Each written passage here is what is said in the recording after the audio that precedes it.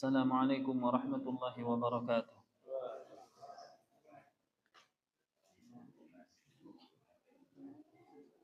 Alhamdulillahi rabbil alamin. Wassalatu wassalamu al-atammani al-akmalani ala al-mab'uthi rahmatan lil alamin. Wa ala alihi wa ashabihi ajma'in. Wa man tabi'ahum bi ihsanin ila yaumiddin. Amma ba'd. Jamaah sekalian kaum muslimin dan muslimah, a'azzani Allah wa iyyakum jami'an. Alhamdulillah, segala puji bagi Allah Subhanahu wa taala yang dengan kebesaran nikmat dan karunia-Nya kita bisa menyempurnakan amal soleh kita. Salah satunya adalah dilapangkan dada kita oleh Allah dan diringankan langkah kaki kita oleh Allah untuk menghadiri majelis ilmu sebagaimana rutinitas kita, yaitu menyelesaikan insyaallah taala pembahasan kitab Masailul Jahiliyah, yaitu sebuah kitab yang berisi tentang beberapa kebiasaan orang-orang jahiliyah, dimulai dari orang-orang Yahudi dan Nasrani atau dikenal dengan Ahlul Kitab, dan juga termasuk di dalamnya kaum musyrikin yang hidup pada zaman Nabi sallallahu alaihi wasallam dan perbuatan mereka diingkari oleh Nabi sallallahu alaihi wasallam, serta tujuan penulis menuliskan ini karena sebagian kaum muslimin mencontoh atau bahkan mengulang kembali perbuatan-perbuatan mereka. Dan saat ini insyaallah kita masuk al-mas'alatu tsaminatu wa sab'un, bab yang ke-78. Bab yang ke-78 yang diberikan judul oleh penulis Tanaquduhum fi mahabbatillah. Ya, tanaquduhum fi mahabbatillah. Maksudnya adalah kontroversi atau kontradiksi pengakuan kecintaan mereka terhadap Allah Subhanahu wa taala tidak sesuai dengan perbuatannya. Dan hal ini adalah hal yang sangat penting karena sesungguhnya dasar dari ibadah adalah cinta. Dasar dari seseorang menjalankan ketaatan atau meninggalkan larangan adalah cinta. Dan insyaallah akan disebutkan pembahasannya pada kalimat-kalimat yang dijelaskan oleh Asy-Syarih, yaitu penjelas kitab ini, Syekh Shalih Fauzan hafizahullahu taala. Semoga Allah Subhanahu wa taala memberikan keistiqomahan kepada kita di dalam berilmu dan beramal, dan supaya Allah Subhanahu wa taala melapangkan dada kita untuk mudah menerima ilmu, dan semoga Allah Subhanahu wa taala mengampuni seluruh dosa-dosa kita. Penulis mengatakan da'wahum mahabbatallah. Orang-orang jahiliyah mengaku mencintai Allah Subhanahu wa taala ma'a tarkihim syar'ahu. Akan tetapi di sisi lain mereka meninggalkan syariat Allah. Ya. Jadi mereka lisannya mengaku mencintai Allah Subhanahu wa taala, akan tetapi secara praktek keseharian tidak menunjukkan kecintaannya kepada Allah, bahkan menampakkan hal yang sebaliknya, yaitu tidak menjalankan perintah Allah, menjauhi syariat Allah. Apakah ini dikatakan cinta? Maka beliau mengatakan fatalabahumullah, ya, fatalabahumullah, maka Allah menuntut mereka. Menyebutkan di dalam Al-Qur'an, qul, katakanlah wahai Muhammad kepada mereka, in kuntum tuhibbunallaha fattabi'uni. Jika kalian benar-benar mencintai Allah Subhanahu wa taala, maka ikuti aku, kata Nabi Muhammad. Ikuti syariatku, karena syariatku adalah datangnya dari orang atau datangnya dari Tuhan yang kalian mengaku mencintainya. Ya.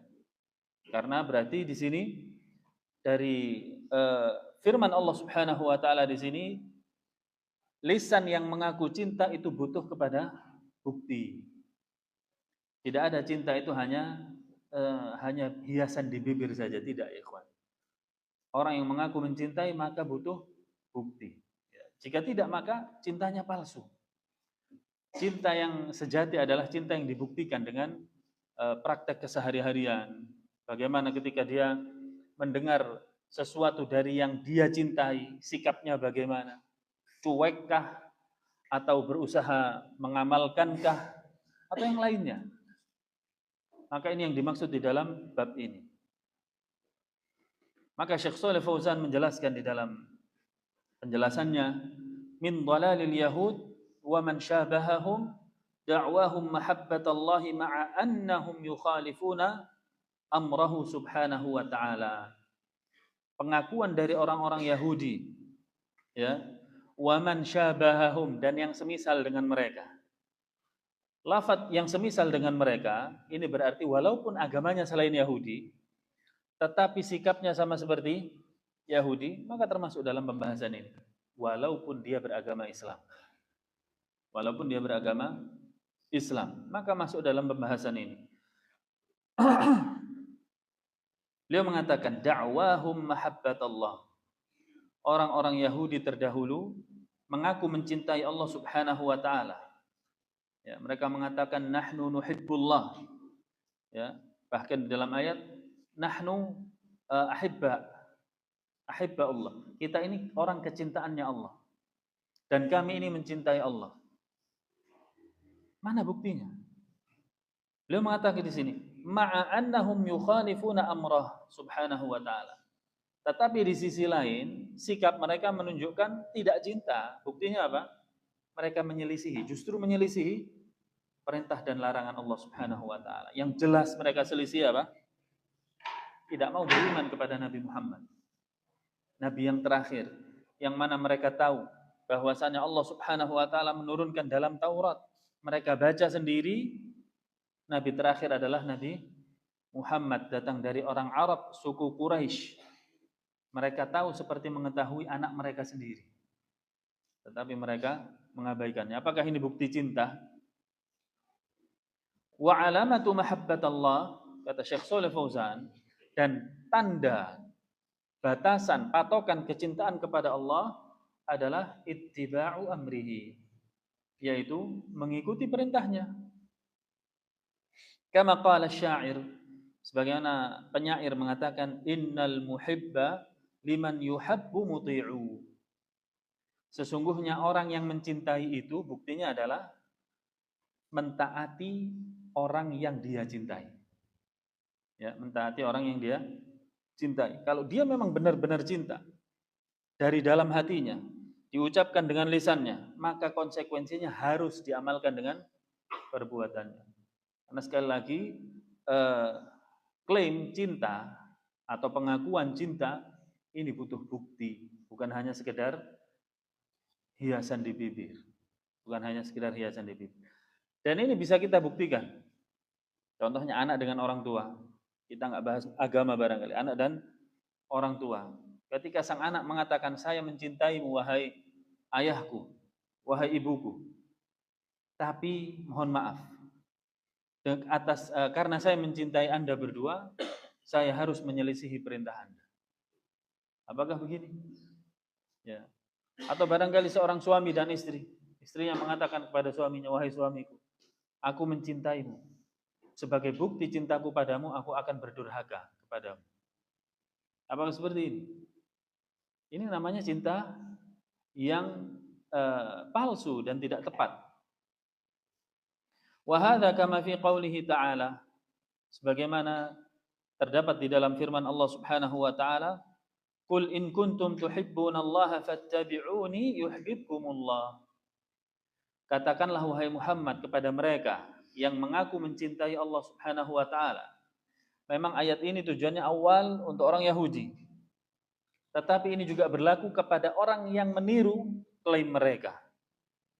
Siapapun yang mengatakan saya mencintai Allah, kata Allah Subhanahu wa taala, fattabi'uni. Kalau benar mencintai Allah, maka ikuti Muhammad. Apa jadinya kalau mengikuti Muhammad? Kata Allah, yuhibbukumullah. Allah akan mencintai kalian. Kata Kata para ulama, ayat ini memberikan definisi sebuah cinta yang sempurna, yaitu ketika orang yang mencintai mengatakan, mendeklarasikan cintanya, disambut dengan yang dicintai. Maka klop, nyambung. Cinta dibalas dengan cinta. Caranya bagaimana? Disebutkan oleh Allah. Jika kalian benar-benar mencintai Allah, ikuti Muhammad. Allah akan mencintai kalian. Berarti pemahaman terbaliknya, jika tidak mengikuti Muhammad, Allah tidak akan mencintai kalian walaupun kalian mengatakan saya mencintai Allah. Nah, dan ini berlaku pada umat ini juga. Siapapun yang mengaku mencintai Allah Subhanahu wa taala, patokannya ikuti Muhammad. Belajar sunnahnya Muhammad sallallahu alaihi wasallam. Wallahi dengan majelis ilmu seperti ini adalah salah satu bukti cinta kepada Allah Subhanahu wa taala. Kita berusaha memahami ajaran Allah, ajaran Rasulullah. Kemudian di luar sana kita praktekkan. Tidak perlu Allah Subhanahu wa taala mendengar teriakan kita, saya mencintaimu ya Allah. Tidak perlu. Allah hanya menilai dari perbuatan kita. Innallaha la yanzuru ila suwarikum wala ila ajsamikum, walakin yanzuru ila qulubikum wa a'malikum. Allah tidak menilai rupa-rupa kalian atau bentuk zahir kalian. Tetapi yang Allah nilai adalah qulubikum, hati kalian, wa a'malikum, dan amal kalian. Allah tinggal menilai, oh orang ini mengikuti Nabi Muhammad SAW, berarti aku mencintai dia. Fal yahudu wan nasara yaqulun. Orang Yahudi dan Nasrani mengatakan nahnu abna'ullah wa ahibba'u. Kami ini adalah anak-anaknya Allah dan orang-orang yang Allah cintai. Wa ma'a hada, atas klaim mereka ini, di sisi lain mereka yukhalifuna syar'allahi subhanahu wa ta'ala. Tapi mereka menyelisihi syariat Allah subhanahu wa ta'ala. Mengaku anaknya Allah, mengaku kecintaannya Allah, tetapi sebagai bukti cintanya durhaka kepada Allah subhanahu wa ta'ala. Ini adalah perlakuan mereka terhadap Allah. Fadalla dzalika ala kadzbihim fi da'wahum. Maka ini membuktikan bahwasanya pengakuan mereka dusta. Ya, pengakuan mereka dusta. Bagaimana orang yang mencintai? Jelas hukum pacaran haram ya. Kalau kita bicara supaya mendekatkan analogi kita, ada pemuda dan pemudi yang menjalin cinta. Pacarnya nelpon jam 12 jemput, keluar enggak? Keluar. Apapun yang terjadi, gunung kan, kuda di lautan. Padahal kadzab, bohong semuanya. Bohong. Ya, tapi ini adalah bentuk rasa cinta, kata dia. Ya. Ini bukti memang cinta seperti itu. Ketika kita mencintai Allah Subhanahu wa taala, maka sudah otomatis atau konsekuensinya adalah kita menjalankan perintahnya dan menjauhi larangannya. Ini saya katakan tadi di awal ta'lim, bahwasanya cinta ini adalah dasar ibadah kita. Tidak mungkin seseorang bisa beribadah tanpa rasa cinta. Oh, kita akan mendekatkan diri kepada yang kita cintai, yaitu dengan cara beribadah atas perintahnya, dari cinta kita kepada Allah.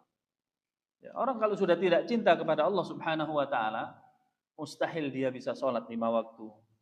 Mustahil dia kuat di dalam menahan puasa dari subuh sampai maghrib.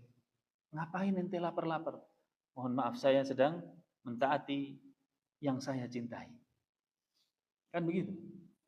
Ibadah ini sumbernya dari cinta. Kalau kita bertanya, apa obatnya futur? Ya. Apa obatnya malas menurun? Berarti cinta Anda sedang menurun. Jelas. Ya.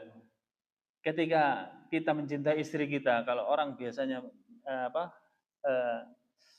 awal nikah, kemanten baru, bagaimana cintanya? Oh, luar biasa. Itu tadi gunungkan kudaki. Ya. Kalau sudah jalan setahun bagaimana? 2 tahun, 10 tahun. Oleh karenanya Nabi Shallallahu Alaihi Wasallam menasihatkan supaya untuk menasihatkan kebaikan kepada istri kita selalu. Kenapa? Menjaga rasa cinta itu. Wallahi jika suami istri membangun cintanya hanya karena wajahnya, hanya karena fisiknya, hanya karena hartanya, maka cintanya umurnya sedikit. Paling setahun selesai. Atau 10 tahun apalagi. Tapi jika suami istri membangun cintanya di atas cinta kepada Allah, ya, aku dipertemukan denganmu wahai istriku karena Allah. Aku melihat kepada solihahmu bukan dari wajahmu. Langgeng atau tidak? Insya Allah langgeng. Makanya luar biasa kita membahas kecintaan kepada Allah Subhanahu wa Ta'ala. Kalau memang cinta kepada Allah itu adalah obat segalanya, sumber segalanya. Sekarang pertanyaannya, bagaimana cara menumbuhkan cinta tersebut? Jawabannya adalah, yaitu semakin kita mengenal hakikat Allah Subhanahu wa Ta'ala, mendekatkan diri dengan cara mengenal, belajar siapa Allah, semakin kita cintai Allah Subhanahu wa Ta'ala. Semakin kita cintai Allah Subhanahu wa Ta'ala. Dan segala macam ilmu. Ya, kalau susah-susah, kalau ada orang orang bertanya, bagaimana kok saya ini bisa futur? Sekarang kita kembalikan. Dunia Anda, apakah Anda pernah futur mencari dunia? Pernah? Kalau di saat, insya Allah mungkin pernah ya. Sekarang saya tanya balik, bagaimana cara mengobati futur Anda terhadap dunia? Lagi malas kerja, obatnya bagaimana? Ya dipaksa Ustaz, ya sama berarti. Untuk apa? Ketika ibadah itu futur, jawaban kita sama ketika kita futur dengan dunia. Lagi malas kerja bagaimana? Loh Ustaz, kalau saya nggak kerja, gimana ini anak istri? Ya sama, kalau saya nggak ibadah, gimana akhirat saya? Ya sama, tinggal simpel saja, dilempar seperti itu. Ya. Kenapa Anda lebih semangat di dalam mencari dunia? Ya jelas, penghasilannya jelas Ustaz. Artinya apa di sini? Dia mengilmui secara komplit tentang ilmu dunia. Kalau saya begini, saya dapatnya sekian. Kalau saya menemui hal seperti ini, saya harus belok gini. Kalau saya belok sini begini, saya harus begini. Paham? Begitu juga ketika kita memperdalam agama, sedikit rasa futur kita, insya Allah. Semakin dalam. Semakin dalam kita semakin cinta. Dan semakin cinta kita semakin semangat beribadah. Ikhwan fiddin rahimani wa rahimakumullah. Beliau mengatakan di sini, haitsu talabahumullahu biiqamatid dalil. Ketika itu Allah Subhanahu wa taala menuntut mereka untuk menghadirkan bukti kecintaannya. Ala ma yad'unahu min mahabbatihi. Mana bukti cinta kalian kepada Allah? Dzalika bittiba'i rasulih Muhammadun sallallahu alaihi wasallam. Bukti cinta Allah adalah mengikuti Muhammad sallallahu alaihi wasallam. Sudahkah Anda orang-orang Yahudi dan Nasrani yang mengetahui Muhammad adalah nabi terakhir dalam kitab-kitab kalian, yang kalian mengaku mencintai Allah, sudah mengikuti Muhammad? Ya, ataukah kalian mengatakan Muhammad adalah nabi palsu? Ya, padahal kalian mengetahui itu adalah perkataan yang dusta. Berarti cinta kalian adalah cinta yang palsu. Falamma lam yaf'alu dhahara kadzabahum. Ketika mereka tidak melakukan, yaitu mengikuti Nabi Muhammad, maka tampaklah kedustaannya. Kemudian beliau mengatakan wa kadzalika sufiyah. Demikian pula orang-orang sufi. Sedikit pengetahuan tentang sufi yang di sini disebutkan oleh Syekh Shalih Fauzan hafizahullah, yabnuna dinahum ala annahum yuhibbuna Allah azza wa jalla.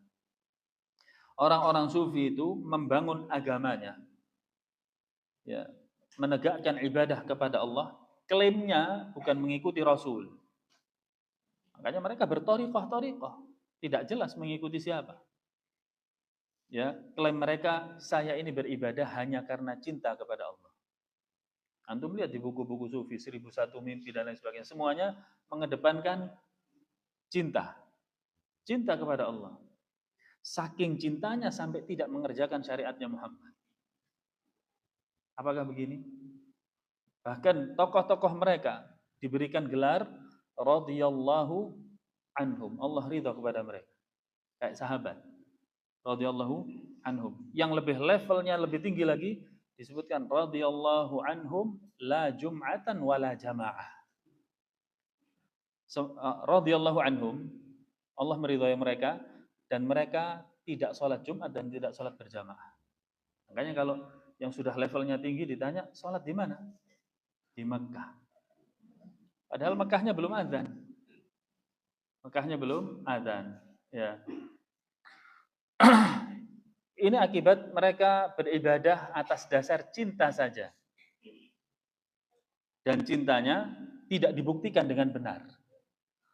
Karena jika seseorang seperti firman Allah Subhanahu wa taala tadi, cinta yang benar adalah dengan mengikuti siapa? Mengikuti Muhammad sallallahu alaihi wasallam. Adakah kalian sudah mengikuti Muhammad di dalam klaim cinta kalian? Ya. Jika belum, maka cinta kalian itu apa? Palsu. Atau ada yang mengatakan pemuda sekarang bertepuk sebelah tangan. Cintanya bertepuk sebelah tangan. Ya. Maka artinya cinta tadi hanya klaim saja, tidak terbukti. Sebagaimana para penyair mengatakan, sebagian pemuda mengaku mencintai Laila, tetapi ketika ditanyakan kepada Laila, Laila tidak mengetahuinya. Laila tidak kenal kepadanya. Apakah bermanfaat cintanya? Sama sekali. Ya. Dan di sini saya masukkan sedikit ikhwan fiddin wal akhwat. Batasan ibadah kita. Setiap kita melakukan ibadah apapun, hadirkan 3 aspek. Hadirkan 3 aspek. Yang pertama, ini semuanya amalan hati. Semuanya amalan hati. Yang pertama tentu, kita beribadah atas dasar cinta kepada Allah Subhanahu wa taala. Contohnya sholat barangkali. Allahu Akbar. Kenapa kita sholat? Karena saya cinta kepada Allah, Allah memerintahkan sholat, maka saya sholat. Kemudian perasaan yang kedua, ya, di dalam ibadah kita, menghadirkan rasa harap. Menghadirkan rasa harap. Mengharapkan pahala atas amalan kita kepada Allah. Ya, mengharapkan pahala atas amalan kita kepada Allah Subhanahu wa taala. Yang ketiga, apa? Takut atau cemas. Takut akan apa? Takut jangan-jangan amalan kita tidak diterima oleh Allah Subhanahu wa taala. Dengan berangkat dari 3 ini insyaallah ibadah kita aman. Yang pertama berangkat dari cinta. Sehingga mendorong rasa khusyuk. Kemudian yang 2 ini harap dan cemas atau harap dan takut ini seimbang. Mengharapkan pahala dan takut amalan tidak diterima. Terus caranya bagaimana? Caranya adalah saya memperbaiki sholat saya. Contohnya ibadahnya sholat barangkali. Maka saya akan memperbaiki sholat saya karena saya mengharap pahala dari Allah. Maka saya harus memperbaiki sholat saya. Juga saya takut jangan-jangan sholat saya tidak diterima. Demikian juga saya harus memperbaiki sholat saya. Bagaimana cara memperbaiki sholat? Mencontoh ajarannya Muhammad Sallallahu Alaihi Wasallam. Semua ibadah. Syekh Muhammad bin Abdul Wahab di dalam kitabnya yang lain mengatakan, cinta, harap, dan takut ini ibarat seekor burung. Ibadah yang dihiasi dengan 3 aspek ini, cinta, harap, dan takut ibarat seekor burung. Burung itu bisa terbang karena ada kepalanya, dan itu adalah kiasan dari cinta. Kemudian 2 sayap kanan dan kiri, itu harap dan takut. 1 aspek hilang, bisa terbang burungnya. Begitu juga amal kita. Amal kita tidak akan sampai kepada Allah Subhanahu wa taala jika tidak menghadirkan 3 aspek ini. Maka berangkatlah dari cinta dalam ibadah. Kemudian contohlah Nabi SAW di dalam tata caranya, karena berharap pahala dari Allah dan takut amalan kita tidak diterima oleh Allah Subhanahu wa taala. Adapun sufi tidak. Sufi hanya mengedepankan rasa cinta saja. mereka tidak harap dan cemas sehingga tidak perlu mengikuti Nabi Muhammad SAW. Cukup saya barangkali membaca Al-Fatihah 1000 kali. Membaca Al-Fatihah 1000 kali. Kenapa Anda membaca Al-Fatihah 1000 kali? Saya cinta kepada Allah. Nabi Muhammad pernah melakukan enggak? Ya enggak tahu, yang penting saya cinta. Ya. Contoh barangkali ada orang sholat subuh 5 rakaat. Ditegur oleh kawannya, sholat subuh 2 rakaat Pak. Mohon maaf, saya lakukan lebih banyak karena saya merasa cinta kepada Allah Subhanahu wa Ta'ala. Begitu? Ya, ini adalah namanya cinta yang palsu. Nah, beliau mengatakan, wa yaqulun, orang-orang sufi mengatakan, al-ibadatu hiyal mahabbah. Ibadah itu adalah cinta. Fanahnu la na'budullaha khaufan min narihi. Kita beribadah ini enggak takut. Tidak ada rasa takut seperti kita tadi ada takutnya. Orang sufi tidak. Tidak ada takut. Kami tidak takut dari api neraka Allah. Wala tam'an fi jannatihi. Juga kita tidak mengharap surga Allah. Akhirnya buat syair, ilahi lastu lil firdausi ahlan wala aqwa 'alan naril jahim. Ya. Ada saya ingat ya, kalau dilagukan ilahi. Nah, itu artinya ilahi lastu lil firdausi ahlan. Wahai Tuhanku, saya bukanlah orang yang pantas masuk ke surga. Wala aqwa 'alan naril jahim. Tapi saya enggak kuat masuk neraka. Kalimat ini mereka sebutkan atas dasar cinta kepada Allah Subhanahu wa Ta'ala. Mungkinkah Allah mencintai mereka? Mungkin, dengan syarat mengikuti siapa? Muhammad sallallahu alaihi wasallam. Ma'a annahum yukhalifuna syar'a Allah Subhanahu wa Ta'ala. Keanehan mereka takut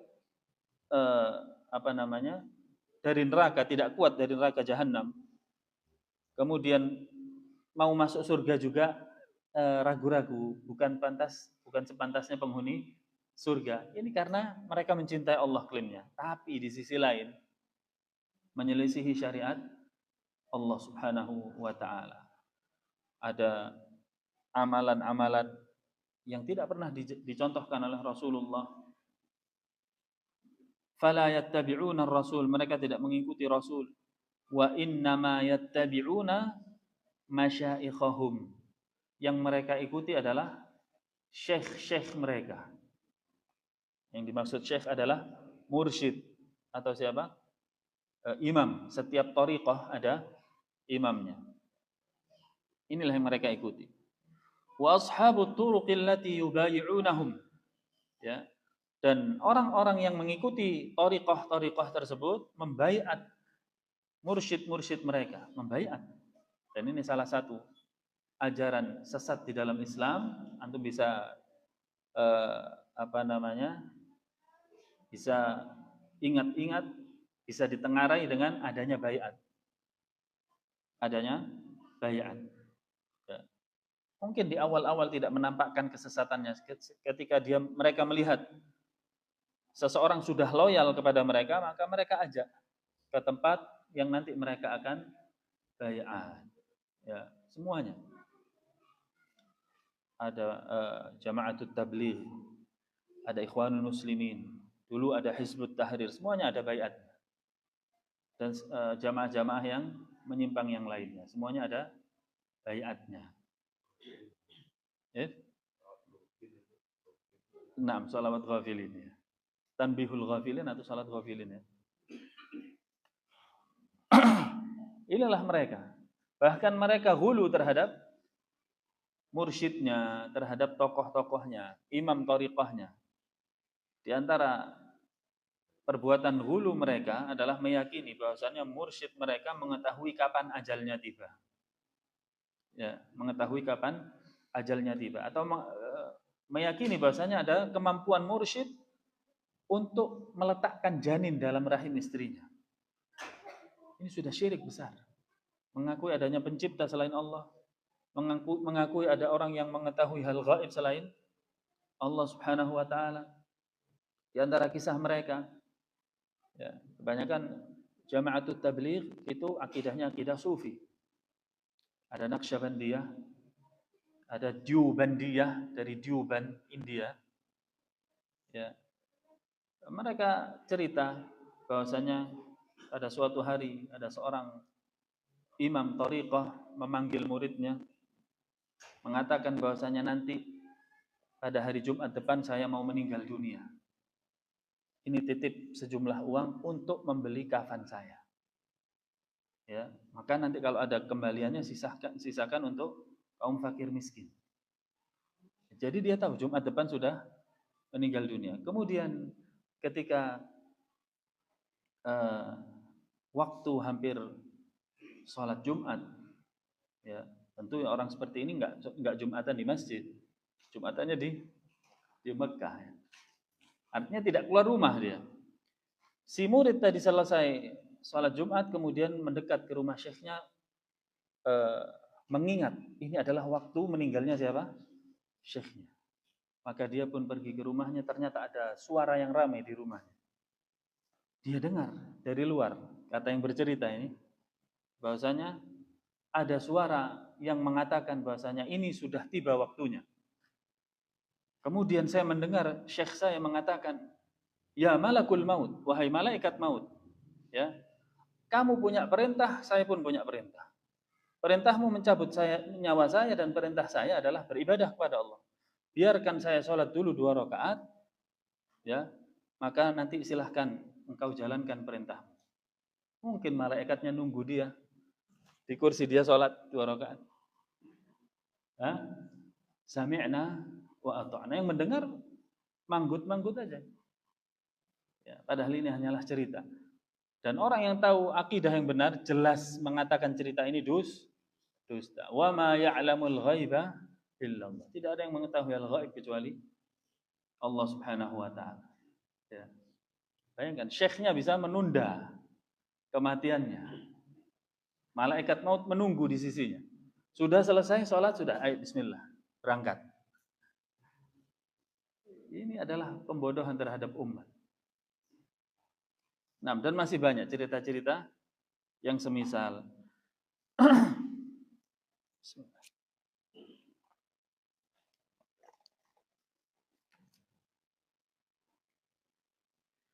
Syekh Shalih Fauzan mengatakan di sini,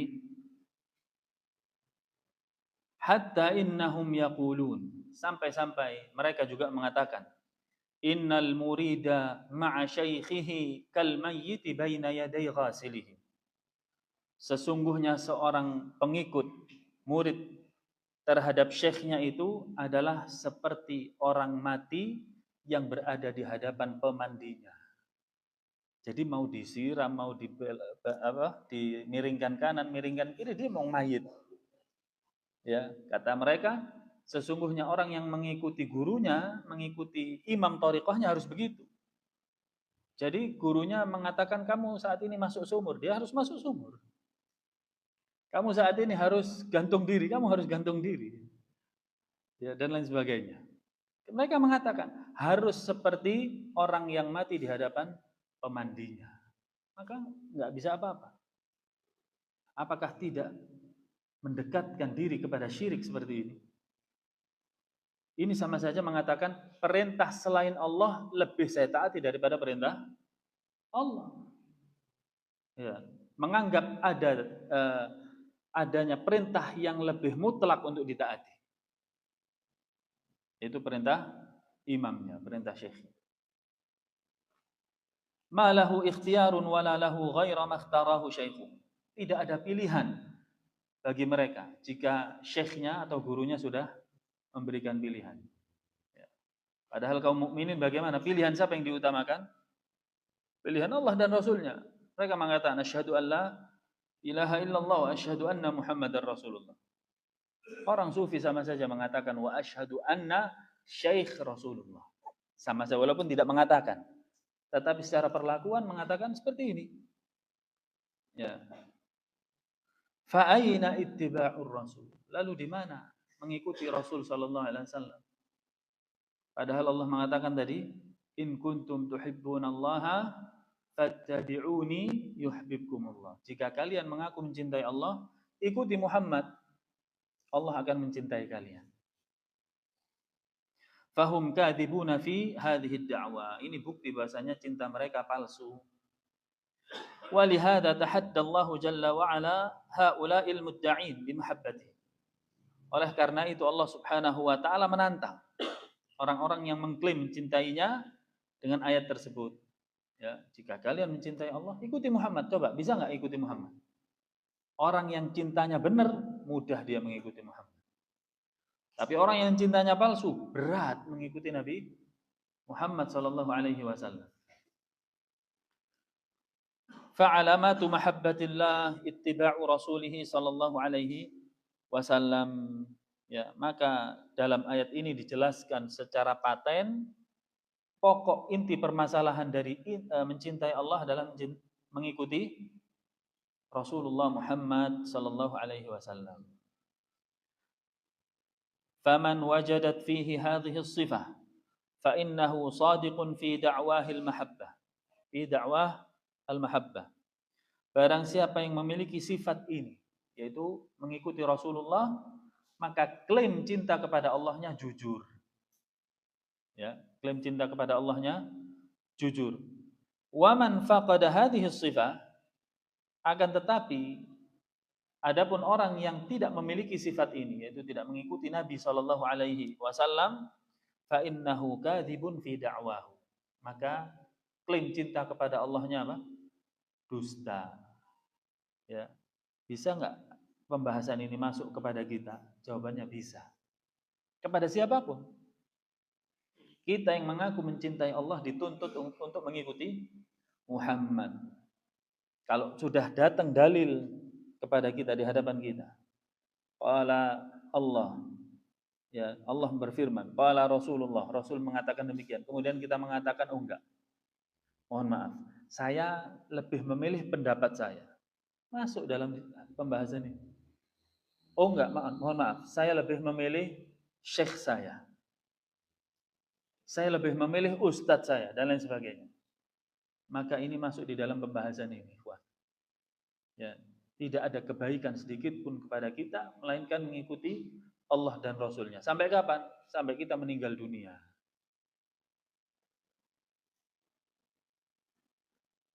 Fadaliluha ittiba'ur Rasul sallallahu alaihi wasallam wa thamratuha nailu mahabbati lillahi lil 'abd.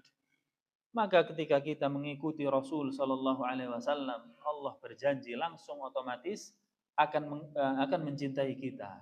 Ya, yuhibbukumullah. Beliau mengatakan di sini, kaman yad'una mahabbatar rasul wa yaktubuna fi suhuf wal majallat. Ya. Sebagaimana orang-orang yang mengikuti yang mengaku mencintai Rasulullah dan menulis di lembaran-lembaran atau di majalah-majalah atau sekarang berlaku di medsos-medsos. Mereka mengatakan allimu auladakum mahabbatar rasul. Ajarkan anak kalian untuk mencintai Rasul. Kan slogan cinta Rasul itu di mana-mana, betul? Cinta Rasul, dulu ada albumnya Cinta Rasul. Ya. Bagi yang tahun 90-an ya. Kata Syekh Shalih Fauzan, wa hum yabtadi'una bid'ah. Tapi mereka di sisi lain ya lisannya mengatakan cinta Rasul tetapi melakukan bid'ah. Melakukan bid'ah. Wa yuhdithunal mawalid. Merayakan maulid-maulid.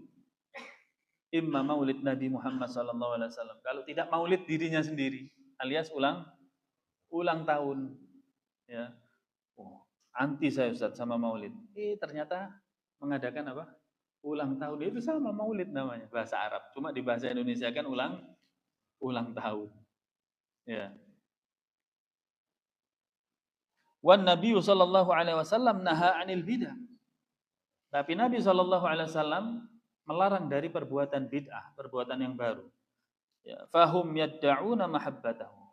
Tapi mereka mengaku atas perbuatan itu yang dilarang Rasul itu mengaku apa? Mencintai Rasulullah. Yang tidak mengadakan maulid dikatakan tidak mencintai Rasulullah.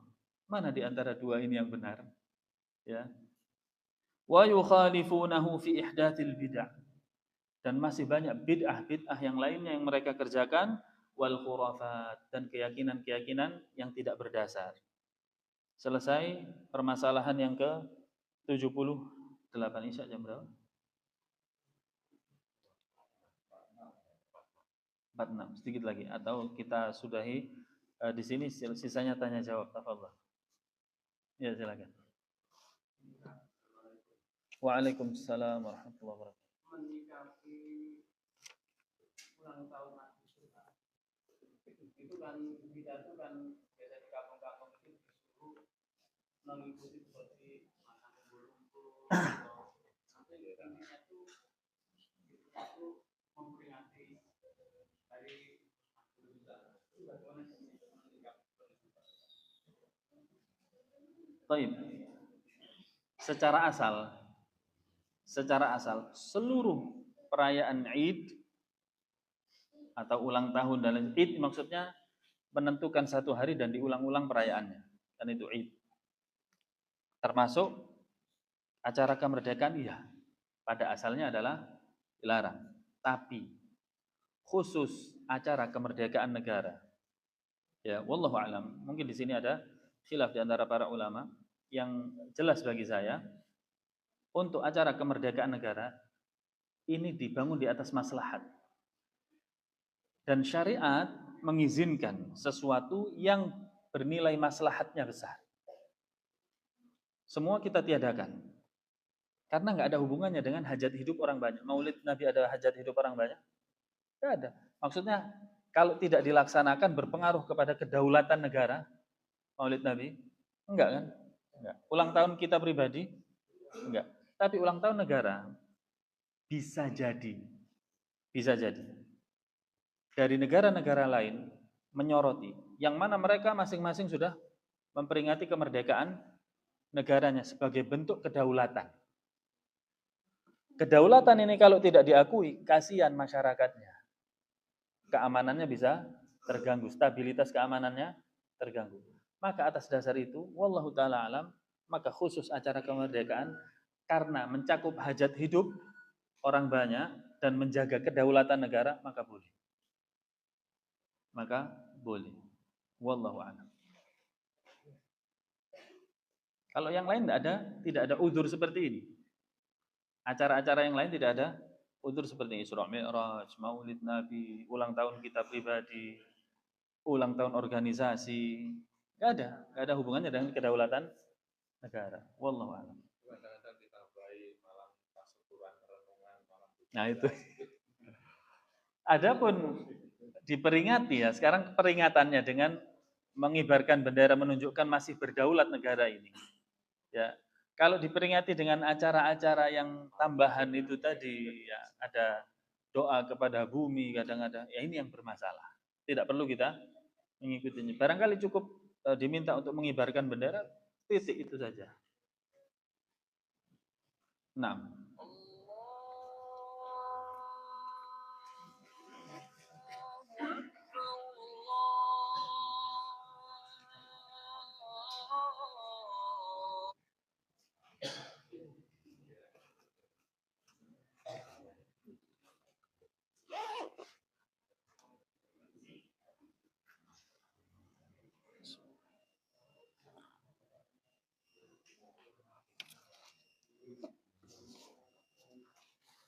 Cukup?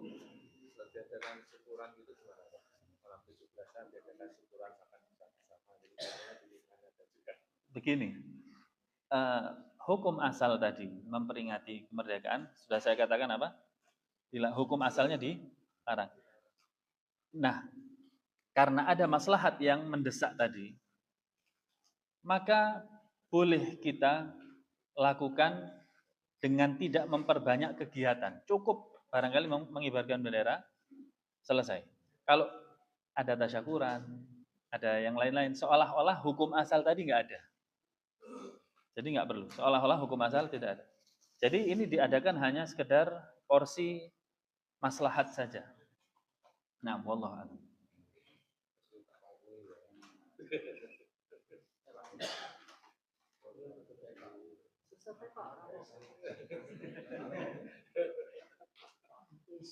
Para jamaah nunggu antum. Cukup ya. Sallallahu wasallam wa baraka ala nabiyyina Muhammad wa ala alihi wa ashabihi ajma'in walhamdulillahi rabbil alamin. Wassalamualaikum warahmatullahi wabarakatuh.